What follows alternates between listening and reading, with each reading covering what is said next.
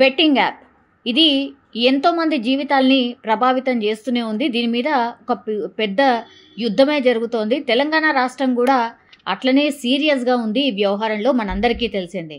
అయితే ఈ యాప్లను చాలామంది సినీ ప్రముఖులు ప్రమోట్ చేసిండ్రు, అట్లాగే ఇన్ఫ్లుయెన్సర్స్ ప్రమోట్ చేసిండ్రు. ఇట్లా అంటే సోషల్ మీడియాలో ఎవరైతే యాక్టివ్ ఉంటారో వాళ్ళు ఎక్కువగా ప్రమోట్ చేసిండ్రు. సో రేవంత్ సర్కార్ కూడా కఠిన చర్యలు తీసుకోవాలని డిసైడ్ అయింది. అట్లాగే కఠిన చర్యలు కూడా తీసుకుంటున్న సందర్భం కూడా మనకు కనిపిస్తుంది. సో ఈ బెట్టింగ్ యాప్లు ప్రమోట్ చేసిన వారు ఎవరైనా సరే, ఎంతటి వారైనా సరే విడిచిపెట్టేది లేదని కూడా తెలంగాణ రాష్ట్ర సర్కార్ కూడా హెచ్చరికలు జారీ చేసింది.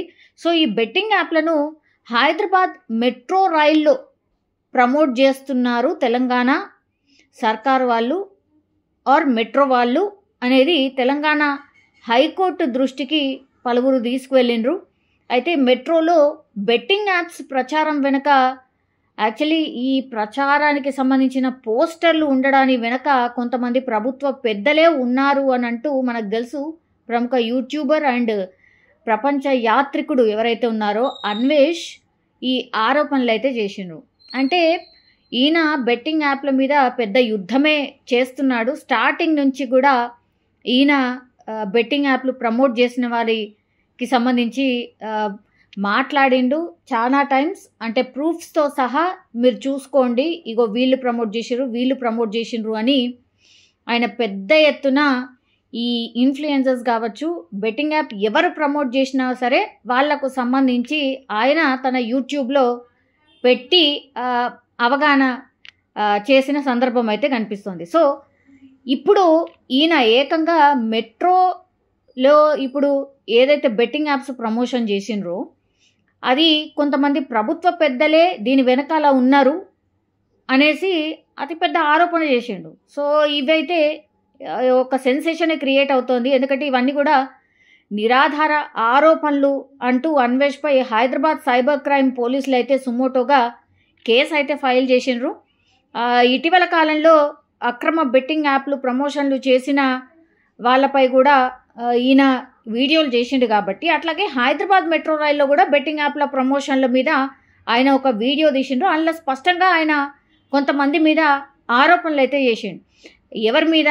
DGP Jitender, metro MD NVSS Reddy, అట్లాగే మాజీ సీఎస్ శాంతికుమార్ మీద, ఐఏఎస్లు దానకిషోర్ మీద, వికాస్ రాజ్ల మీద ఆరోపణలు అయితే చేసిండు. బెట్టింగ్ యాప్ ప్రమోషన్ల కోసం వీళ్లకు ముట్టినటువంటి అమౌంట్ 300 కోట్ల రూపాయల పైమాటే అంటూ కూడా ఆయన ఆ వీడియోలో చెప్పడం అయితే జరిగింది. సో ఇవన్నీ కూడా అవాస్తవాలు, తప్పుడు ప్రచారం చేస్తున్నారు అని ఇప్పుడు అన్వేష్పై అయితే కానిస్టేబుల్ ఫిర్యాదు చేసిండు. సో కానిస్టేబుల్ ఫిర్యాదు మేరకైతే అన్వేష్పై ఇప్పుడు సుమోటోగా పోలీసులు అయితే కేసు నమోదు చేసిన పరిస్థితి కనిపిస్తోంది. సో అధికారుల విశ్వసనీయతనే దెబ్బతీసిండు ఈయన.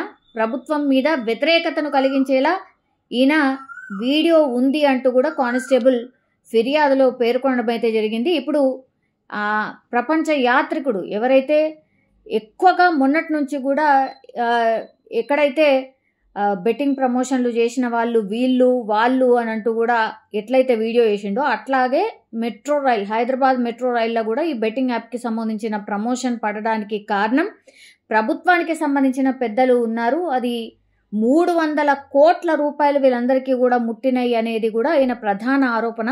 సో దీనిపైనే ఇప్పుడు అసలు ఏ ఆధారం లేకుండా అన్వేష్ పూర్తిగా అంటే అధికారుల మీదనే ఈయన కావాలని ఇట్లా అసలు ఆయన దగ్గర సమాచారం కూడా లేదు, అట్లాగే వీళ్ళ మీద ఉన్నటువంటి నమ్మకాన్ని దెబ్బతీసేలా ఈ ప్రచారం చేసిండు అంటూ కూడా ఈయన మీద కేసు అయితే ఫైల్ అయింది. ఏకంగా ఒక కానిస్టేబుల్ అయితే ఫిర్యాదు చేసిన పరిస్థితి కనిపిస్తోంది. చూడాలి మరి విచారణకు ఎప్పుడు రమ్మంటారు, విచారణకు పిలిస్తే వస్తారా ఏంటా అనేది కూడా చూడాల్సిందే. కానీ ఇప్పుడు అన్వేష్ మీదనే కేసు ఫైల్ కావడంతో పెద్ద ఎత్తున ఒక సెన్సేషన్ వార్తలాగా మారిపోయిన పరిస్థితి అయితే ప్రస్తుతం కనిపిస్తోంది. నిజంగా ప్రస్తుతం ఉన్నటువంటి సమాజం దేనికి ప్రయారిటీ ఇస్తుంది? ఆర్థిక సంబంధాల చుట్టూ మాత్రమే తిరుగుతుంది. మళ్ళీ ఎన్నికలంగానే చాలా విరక్తి కలుగుతాం. మంచి అనిపిస్తుంది కదా, లేడీస్ కూడా ఛాలెంజింగ్ జాబ్స్ చేసినప్పుడు చాలా బాగుంటది. ట్రాఫిక్ అసిస్టెంట్స్ గా నియమించిన ట్రాన్స్జెండర్స్ అందరితో సాల్యూట్ చేయించుకుంటున్నారు. ఫుడ్ డెలివరీ ఇవ్వటానికి వెళ్ళినటువంటి డెలివరీ బాయ్ అనిల్ పై కళ్ళ ముందు